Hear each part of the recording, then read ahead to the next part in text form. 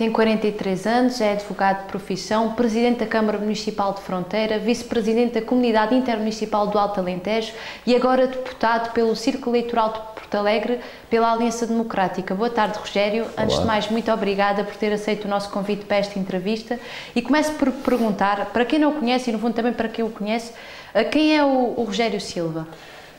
Muito boa tarde. Antes de mais, agradecer a oportunidade de vir aqui dizer algumas das minhas opiniões acerca e do meu posicionamento acerca das próximas, deste desafio que Portugal enfrenta nas legislativas de março e já agora aproveitar, de facto, também para me dar a conhecer um pouco.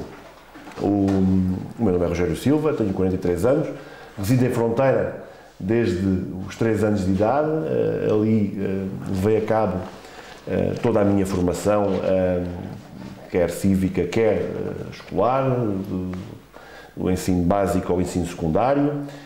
Depois, licenciamento em Direito pela Faculdade de Direito da Universidade de Lisboa. Depois ingressei na Ordem dos Advogados, comecei a exercer no ano de 2004 e exerci até 2009. Em 2009, abracei o desafio da política autárquica e fui eleito vice-presidente da Câmara Municipal de Fronteira. E nas eleições de 2013 recandidatei-me já como cabeça de lista e candidato à Câmara Municipal de Fronteira, onde fui eleito e sucessivamente reeleito até agora. E basicamente esta foi a história de vida, quer profissional, quer Sim, mas política. a minha pergunta era mais nótica, como é que se vê? Considera-se uma pessoa persistente, otimista, não? Como é que se caracteriza assim nesse aspecto? Eu sou bastante persistente, otimista QB. Eu acredito bastante na potencialidade dos outros, como acredito também nas minhas, como é evidente, e, acima de tudo, dou muita relevância ao trabalho da equipa.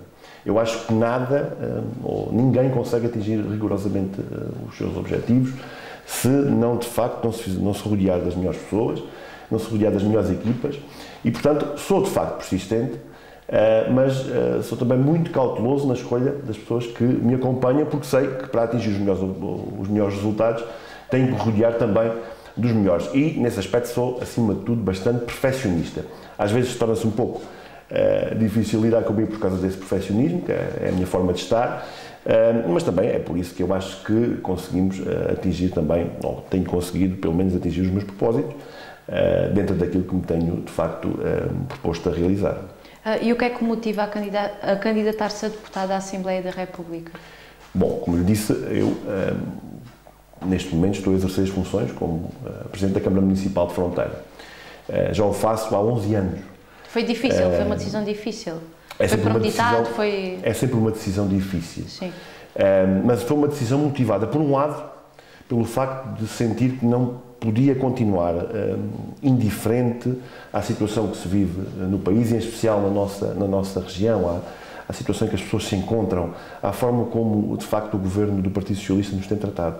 E, por outro lado, porque acho que consigo fazer a diferença em função da experiência que acumulei nos anos de vida autárquica, quer municipal, quer intermunicipal, e daquilo que conheço deste território em função dessa mesma vida autárquica.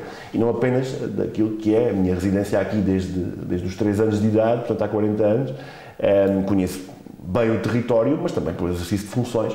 E, portanto, por um lado, era não poder ficar indiferente à situação que o país atravessa, e por outro lado, porque acho que posso, de facto, fazer a diferença.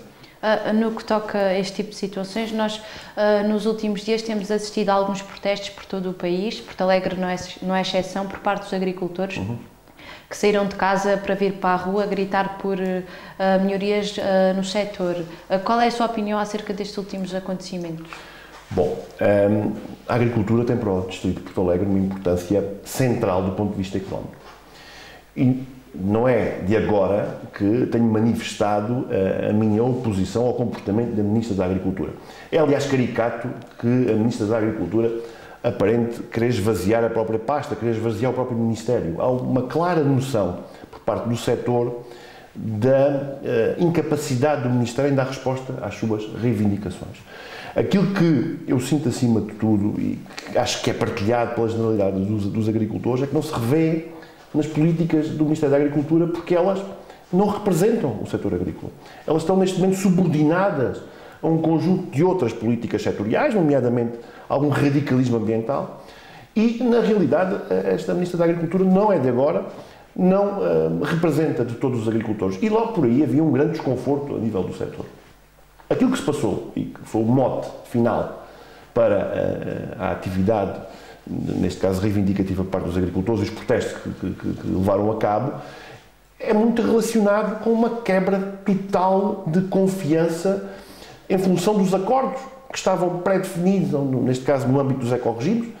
O desconforto já era anterior, mas no que respeita aos ecorregimes, quer da produção integrada, quer da agricultura biológica, havia um acordo, havia uma contratação, havia um princípio que foi violado pelo Governo. O Governo violou a confiança dos agricultores, fez cortes, as pessoas não estavam à espera dos cortes nesses apoios e, legitimamente, revoltaram-se porque realizaram as suas despesas, contavam com essa fonte de receita e, na realidade, perderam-na sem qualquer aviso prévio. E esta situação que, de algum modo, já vinha com grande desconforto no setor, desde uma política de um PEPAC que efetivamente foi mal negociado, que já causava grandes prejuízos para o setor, agora foi, digamos, a gota d'água, porque efetivamente as pessoas já não se reviam no Ministério, como disse, mas efetivamente agora chegaram ao limite da sua paciência e revoltaram-se com toda a naturalidade. A falar em agricultura, se dúvidas houvesse, nós sabemos que o empreendimento da barragem do Pisão vai avançar. Qual é a opinião do Rogério em relação ao Pisão e o que é que acha, que benefícios é que a barragem podia trazer a um jovem agricultor pertencente ao distrito de Porto Alegre? A barragem do Pisão é um projeto integrado, essencial e definido como prioritário para o distrito de Porto Alegre. É um projeto que foi, desde o início, encabeçado ou dinamizado pela comunidade intermunicipal do Alto Alentejo, pelos 15 concelhos do Alto Alentejo, quer aqueles que estão abrangidos na área de influência direta do empreendimento hidroagrícola de fins múltiplos de trato, quer aqueles que não estão. Portanto, todos participaram percebendo a importância deste projeto. Em concreto, e aqueles concelhos que têm uma influência mais direta, nomeadamente o Crato, Alter do Chão, Fronteira, vai haver há aqui essencialmente uma alteração daquilo que é todo o tecido empresarial e agrícola em torno deste empreendimento. Há aqui questões que têm que ser resolvidas e que neste momento se encontram em cima da mesa. Só para fazer uma muito breve retrospectiva, neste momento a comunidade intermunicipal já lançou o concurso público para a construção de infraestrutura primária, portanto, da barragem propriamente dita, e as infraestruturas secundárias serão construídas posteriormente. Isto é um projeto que, sendo da iniciativa da comunidade intermunicipal, é financiado substancialmente pelo Plano de Recuperação e Resiliência, para além de algum financiamento municipal que já existia a priori. No que respeita às infraestruturas secundárias, e nomeadamente no que respeita ao perímetro de rega, de algum modo, aquilo que é o resultado daquilo que era inicialmente previsto para o perímetro de rega do Pisão, neste momento encontra-se bastante limitado. Essa limitação deve-se, mais uma vez, àquilo que eu entendo e que ainda há pouco referi, algum radicalismo ambiental que põe em causa, efetivamente, os desígnios da agricultura e alguma cedência a esse radicalismo ambiental. Eu diria que a comunidade intermunicipal não poderia fazer muito mais, mas devia haver aqui alguma pressão por parte do Governo no sentido de garantir que este perímetro de rega, que foi sendo sucessivamente encurtado, pode ser revisto no futuro e ampliado para aquilo que são as potencialidades que o empreendimento hidroagrícola traz. Porque, efetivamente, fazer um investimento desta dimensão e depois não maximizar o investimento, não trazer regadio a todos os terrenos que podem ser beneficiados por esse regadio, seria um erro. Portanto, eu diria que, para além das outras valências que naturalmente este empreendimento tem, que desde aquelas que têm a natureza turística, outras de alguma produção de energia, essencialmente a questão do aproveitamento do regadio é essencial e neste momento fica um pouco aquém daquilo que eram as expectativas iniciais, mas eu estou convencido que com o Ministério da Agricultura certo e focado na defesa da agricultura e dos agricultores, podemos rever esta situação e aproveitar e potenciar a barragem do Pisão. No próximo dia 10 de março, o Rogério pode tornar-se um deputado da nação. Que medidas é que irá tomar referentes, por exemplo, aqui ao distrito de Porto Alegre, um distrito envelhecido, com fraca mobilidade, fracas acessibilidades e cuidados de saúde que não conseguem corresponder às necessidades dos norte-alentejanos? O que é que nós podemos fazer? Estes problemas que se arrastam há tanto tempo. Já fez uma boa súmula de um conjunto de problemas que estão perfeitamente identificados. Eu diria, antes de mais, que os deputados, e aquilo que está em causa nestas eleições, é eleger os nossos representantes na Assembleia da República, os representantes do Distrito de Porto Alegre. E o Distrito de Porto Alegre elege 2 representantes da Assembleia da República. E aqui é importante fazer dar esta nota. Elegendo 2 representantes para a Assembleia da República, nos últimos 2 atos eleitorais... Acha que há falta de peso político? É isso? Essa é uma das questões essenciais. Vou chegar lá, se me permitir. A primeira questão é que, nos 2 últimos atos eleitorais para o Parlamento, foram eleitos 2 deputados do Partido Socialista, sempre. Portanto, há uma exclusividade do Partido Socialista em matéria de representação do Alto Alentejo no Distrito de Porto Alegre. Curiosamente, o Partido Socialista não reuniu as preferências de mais de metade do eleitorado do Distrito. Isto deve-se à forma como o sistema político está dimensionado. O Partido Socialista teve nas últimas eleições perto de 47% de votos e teve nas anteriores 43% ou 44%, sensivelmente. Como os outros partidos se dividiram em termos de votações e houve uma grande pulverização dos votos, o Partido Socialista, apesar de não reunir mais de metade dos votos ou dos votantes do Distrito em seu redor, acaba por conseguir eleger exclusivamente os deputados representantes do Distrito. E depois há aqui um pormenor. Apesar de representantes do Distrito, o que a lei e a Constituição dizem é que, efetivamente, os deputados representam a nação. São deputados da nação, não são exclusivamente do Distrito. Mas não deixa de ser curioso que esta expressão tenha sido levada muito à letra e de uma forma muito, muito rigorosa por parte dos deputados eleitos pelo Distrito de Porto Alegre. Porque, efetivamente, depois de eleitos, eles têm esquecido completamente o Distrito de Porto Alegre. E, na realidade, o nosso Distrito deixou de ser assunto na Assembleia da República. O nosso Distrito não tem sido objeto de iniciativas parlamentares. O nosso Distrito não tem tido qualquer tipo de relevância a nível nacional. Nós sabemos que a representação é pequena. No universo de 230 deputados, somos apenas 2. Mas tem que haver alguma representação. E, na realidade, não tem havido essa representação. E, nessa medida, eu diria que há aqui 2 questões que têm que se resolver desde logo. Primeira questão, a questão da representação política. Há uma proposta do PSD que foi chumbada pelo Partido Socialista em matéria de revisão constitucional, em que a representação na Assembleia da República destes territórios de baixa densidade, e nomeadamente do Alto Alentejo, passe a depender, por um lado, da população, mas também da área territorial. Para se ter noção, o Alto Alentejo, o Baixo Alentejo e o Alentejo Central, e o Alentejo Litoral, vamos pôr as coisas assim, representam quase 1/3 do território nacional. E no total elegem 8 deputados em 230. Se não houver, de algum modo, aqui um mix entre a população e o território, esta área territorial toda, o que vai acontecer, tendencialmente, é que a perda de peso político transformar-se-á em maiores dificuldades em levar as nossas reivindicações a fazer ouvir a nossa voz, perda de alguns investimentos que muitas vezes, em função do peso político, seriam assegurados. E, na realidade, aquilo que acontece é que, se não houver esta capacidade de impor uma maior representatividade, a tendência é para perdermos mais população e para perdermos mais representantes. Isto tem que ser cortado. E agora chego diretamente à sua pergunta. Efetivamente, há um conjunto de preocupações que têm sido esquecidas no Distrito de Porto Alegre. E referiu bem uma delas. A questão das acessibilidades. Há tantos anos que ouvimos falar no Distrito de Porto Alegre de questões relacionadas com a conclusão do IC13, por exemplo. O facto da capital do distrito não ser servida por uma autoestrada. O facto de as nossas estradas nacionais não terem mais do que alguns remendos e não terem beneficiações propriamente ditas.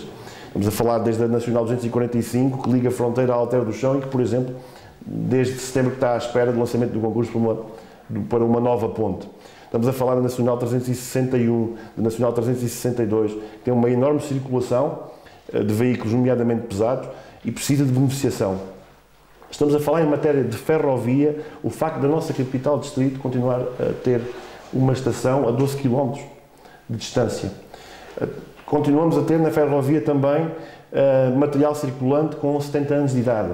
Ou seja, há um conjunto de desígnios, um conjunto de intenções, um conjunto de reivindicações deste território que, ato legislativo após ato legislativo, são mencionadas. E às tantas até somos acusados, de algum modo, nós, representantes dos partidos e representantes locais, de ser pouco criativos e não apresentarmos novas soluções. Mas, na realidade, não há outra forma. O facto de apresentarmos novamente estes problemas é sinal que eles não foram resolvidos. E não terem sido resolvidos sucessivamente em matéria de investimento deve-se exclusivamente ao facto de os sucessivos governos, e especialmente o governo do Partido Socialista, ter abandonado completamente o investimento no interior. Todo o investimento que é feito no nosso distrito, das duas uma, ou é financiado pelo PRR, ou é financiado pelo PT 2020 ou 2030, ou não é realizado. Esta é a realidade dos últimos anos. E quando falo de investimento em matéria de acessibilidades, falo de investimentos em matéria de saúde. Hoje em dia não é possível, num território como o nosso, com distâncias tão grandes entre os diversos concelhos, com uma população com um índice de envelhecimento superior a 253 idosos por cada 100 jovens, em que há dificuldades, como é possível constatar, de mobilidade, que de algum modo esvaziem o conjunto de valências que os próprios centros de saúde podiam ter na primeira prestação de cuidados, que hajam ainda diversos centros de saúde que não têm médicos de família disponíveis para as populações e que efetivamente se afaste tanto a saúde dos cidadãos. E esta realidade, que é uma realidade que todos os dias nos entra pelas televisões adentro, tem que ser alterada. Não há, num território como o nosso, algo mais desumano que seja deixar, nomeadamente idosos, mas a população em geral, sem cuidados de saúde. Isto não é possível. E não ponho aqui em causa o trabalho mais do que meritório por parte do Conselho de Administração da Unidade Local de Saúde. Tem feito tudo com o que está ao seu alcance. Não ponho em causa o trabalho dos profissionais de saúde, em geral. Não ponho nada disso em causa. Há uma dificuldade de organização, um déficit de organização que perpassa todo o país, mas que no nosso distrito tem efetivamente efeitos mais agravados, porque na realidade temos uma população que se encontra de facto envelhecida. E se nós queremos mudar a nossa forma de encarar o nosso território e queremos dar aqui um novo ímpeto, não podemos deixar para trás investimentos que são estruturantes, pura e simplesmente ou porque não fazemos ouvir a nossa voz, ou pura e simplesmente porque a Comunidade Europeia, ou neste caso a União Europeia, não os entende como prioritários. Nós temos que ser ouvidos e temos que ter um papel determinante na negociação dos diversos orçamentos de Estado para haver investimento nacional no nosso território. Esta é a realidade. Há muitos mais, naturalmente, muitas mais matérias que podemos de facto abordar, mas tocou nestas duas e eu reforço-las. Devido à população reduzida e envelhecida, o Governo poderá julgar que investir no Distrito de Porto Alegre é um mau investimento? Devido aos números. Pensamos como números e não como pessoas que pagam os impostos e que são tão portuguesas e cidadãos como eu ou qualquer outra pessoa que viva em Évora ou em Lisboa, por exemplo. Eu já disse isto algumas vezes publicamente. Nós, de facto, somos encarados pelo Governo mais como contribuintes e menos como cidadãos. Esta é a realidade. Eu não acredito que se pense assim, mas eu acredito numa coisa. Eu tenho a perfeita noção que o facto de termos pouco peso político e o peso político que podíamos ter não o exercermos é um fator para ficarmos sucessivamente esquecidos. Eu não tenho qualquer dúvida disto. Eu não acredito, sinceramente, não acredito que um governo que até anuncia tantos excedentes orçamentais ou déficits reduzidos ou uma grande capacidade de ter contas certas, neste momento esteja a fazer contas ao facto de haver mais ou menos população onde realizar os investimentos. Sinceramente não acredito nisso, não me parece sequer execuível. Acho mesmo que, como não conseguimos realizar a pressão e levar mais longe as nossas reivindicações, elas não são ouvidas. E isto não tem comparação com o tempo em que estávamos sobre o domínio da Troika, em que ficámos num país à beira da bancarrota com um caderno de encargos negociado pelo Partido Socialista nas mais diversas áreas em que quem esteve na altura do governo do PSD-CDS foi obrigado a implementar.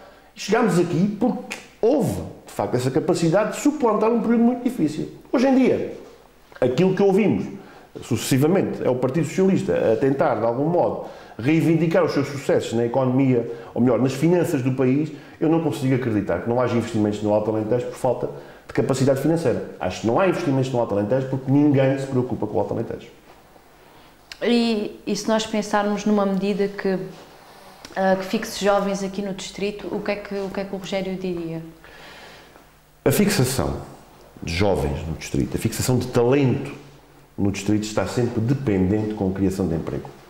E está sempre dependente da criação de emprego qualificado. Conseguiremos reter mais talento ou captar mais talento qualificado quanto, efetivamente, tenhamos melhores empresas e melhores serviços. E nesse aspecto eu não tenho quaisquer ilusões. Nós temos uma história de 50 anos de democracia que demonstra claramente porque é que nestes 50 anos a trajetória tem sido sucessivamente de regressão populacional no nosso território e nos territórios em geral do interior. Tem que haver a capacidade do Estado garantir nestes territórios investimentos privados. Investimentos privados, repito. E realizaram-se diversos investimentos desta natureza com o apoio do Estado. Basta olhar para a Alta Europa. Há tantos por esse país fora.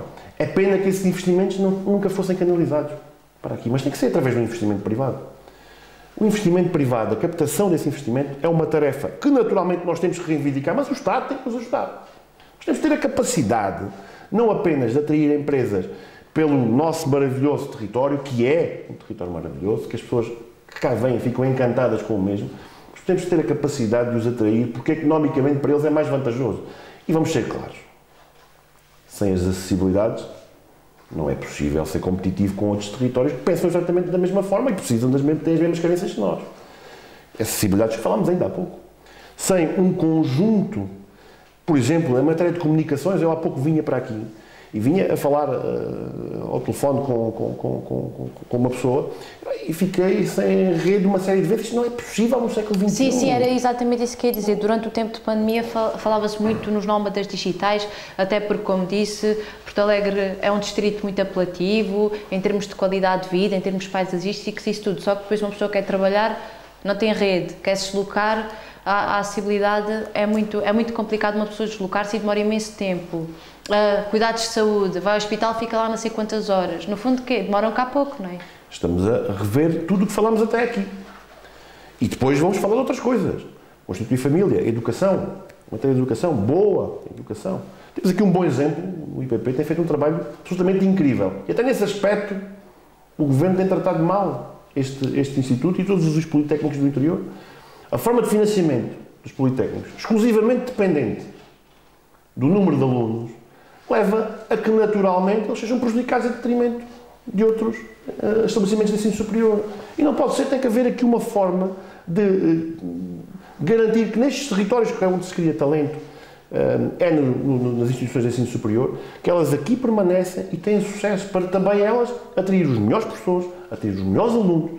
Isto é fundamental. Mas Porto Alegre também tem um grande problema em relação à habitação, por exemplo.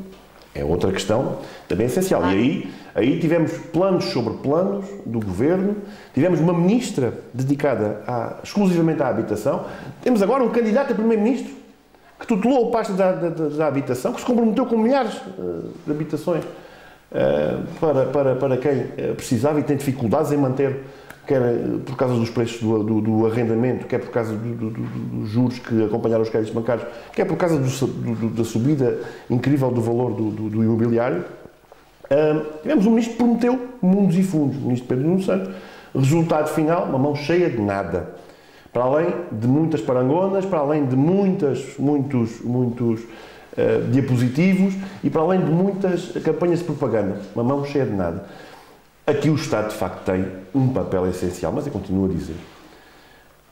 Há um conjunto de atividades que, efetivamente, temos que conseguir atrair os privados a levá-las a cabo. Nós não podemos achar que o Estado, por si sozinho, por si próprio, sozinho, sem se rodear da sociedade civil, consegue resolver todos os problemas. Isto é fundamental, é conseguir atrair as empresas, e estamos a falar das empresas de construção, com condições, efetivamente, para que as mesmas, também por aqui, consigam realizar os seus investimentos, que consigam, de facto, levar a cabo de uma forma segura, com campo de previsibilidade. Nós não podemos ter a imprevisibilidade fiscal que temos todos os anos. Mudam os códigos do IRS, mudam os códigos do IRC, mudam os estatutos dos benefícios fiscais. Isto muda todos os anos. As empresas não têm previsibilidade. E, portanto, eu diria que, ao contrário daquilo que é claramente a intenção do Partido Socialista, que é deste novo secretário-geral do Partido Socialista, que procura, efetivamente, ser o próximo Primeiro-Ministro, claramente vai tentar estatizar praticamente toda a economia. Isto é uma visão muito diferente daquela que é a visão que nós nos propomos. Nós trabalhamos com a economia real, nós trabalhamos com os empresários, nós trabalhamos com quem, de facto, produz riqueza. E essa é a única forma dos territórios serem sustentáveis. Rogério, agora convido a deixar uma mensagem aos norte-alentejanos. No próximo dia 10 de março, o Distrito de Porto Alegre vai eleger os seus 2 representantes na Assembleia da República. Esta eleição é fundamental para a escolha, também ela, do próximo Primeiro-Ministro. Todos aqueles que não se revêem nas políticas do Partido Socialista dos últimos 8 anos, da qual fez parte este candidato do Partido Socialista, secretário-geral Pedro Nuno Santos, só têm uma opção no Distrito de Porto Alegre. É votar na Aliança Democrática. Sob pena de acontecer aquilo que aconteceu nas últimas 2 eleições, que foi o Partido Socialista conseguir eleger os 2 representantes. A Aliança Democrática está aqui para ganhar as eleições no Distrito e representar todos os norte-alentejanos, representar condignamente e dar voz na Assembleia da República, um território que tem estado tão esquecido pelo Partido Socialista. Obrigada.